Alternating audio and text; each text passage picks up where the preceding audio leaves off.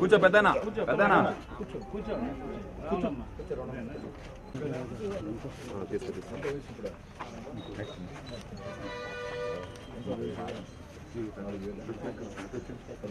రండి కొద్దిగా వెనక్కి రండి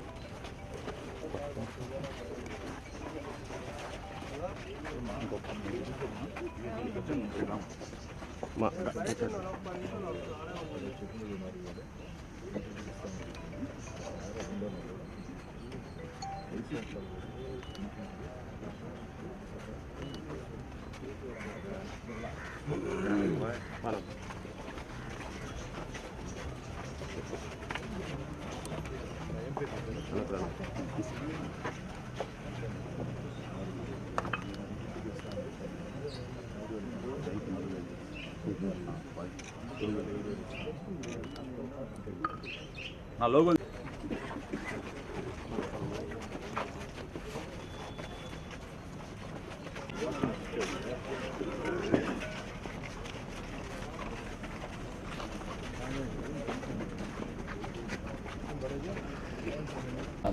చాలా సంతోషం. తెలుగుదేశం పార్టీ కూటమి ప్రభుత్వం అధికారంలోకి వచ్చిన తర్వాత చంద్రబాబు నాయుడు గారు ముఖ్యమంత్రిగా గత నెల జూలై 1వ తారీఖున ఎన్నికల వేళ చెప్పిన మాట కట్టుబడి 7,000 రూపాయల పెన్షన్ వృద్ధులకి వితంతువులకి అందించడం. అదేవిధంగా ఈనాడు 2వ నెల ఈరోజు చెప్పిన మాట కట్టుబడి ఆనాడు ఉన్నటువంటి పెన్షన్ 3,000 రూపాయలని మరో 1,000 రూపాయలు పెంచి 4,000 రూపాయలు ఇంటింటికి అందించడం. గౌరవ ముఖ్యమంత్రి చంద్రబాబు నాయుడు గారు రాష్ట్రంలో ఉన్నటువంటి తెలుగుదేశం పార్టీ శాసనసభ్యులకి, పార్లమెంట్ సభ్యులకి, తెలుగుదేశం పార్టీ నాయకులకి అందరూ కూడా పిలుపునిచ్చారు. ఈ యొక్క పెన్షన్ల పండుగలో విరివిగా విస్తృతంగా పాల్గొవాలని, ప్రజల దగ్గరకు వెళ్ళాలని, వారితో మాట్లాడాలని, పెన్షన్ డబ్బులు వాళ్ళకి అందించడమే కాకుండా ఆ ప్రాంతంలో ఉన్నటువంటి ప్రజా సమస్యల్ని, అభివృద్ధి కార్యక్రమాలని గుర్తించాలని గౌరవ ముఖ్యమంత్రి చంద్రబాబు నాయుడు గారు ఆదేశాలు ఇవ్వడం జరిగింది. అందరినీ నేను అడుగుతూ ఉన్నా, ఎన్నికల్లో చంద్రబాబు నాయుడు గారు పెన్షన్ 4,000 చేస్తామంటే మీరేం మాట్లాడారు? ఆ రోజు వైఎస్ఆర్ కాంగ్రెస్ పార్టీ నాయకులారా, చంద్రబాబు నాయుడు గారు అబద్ధాలు చెప్తున్నారు, పెన్షన్ 4,000 కాదు. అంతేకాదు, చంద్రబాబు గారు ముఖ్యమంత్రి అయితే ఏదైతే ఇంటింటికి పెన్షన్ రాదు, ఎర్రటి ఎండలో నిలుచుకోవాల్సిన పరిస్థితి వస్తుందని రకరకాల దుష్ప్రచారాలు వైఎస్ఆర్ కాంగ్రెస్ పార్టీ నాయకులు చేశారు. ఆనాడు వైఎస్ఆర్ కాంగ్రెస్ పార్టీ నాయకులు చేసిన దుష్ప్రచారానికి ఈరోజు మొత్తం కూడా చేతల్లోనే తెలుగుదేశం పార్టీ ప్రభుత్వం సమాధానం ఇస్తూ ఉంది. మీరు చేసిన దుష్ప్రచారం అని తెలియజేస్తూ ఉంది. ఆనాడు చంద్రబాబు నాయుడు గారి మీద, తెలుగుదేశం పార్టీ మీద దుష్ప్రచారం చేసినటువంటి వైఎస్ఆర్ కాంగ్రెస్ పార్టీ నాయకులారా, ఈరోజు ఎక్కడున్నారు?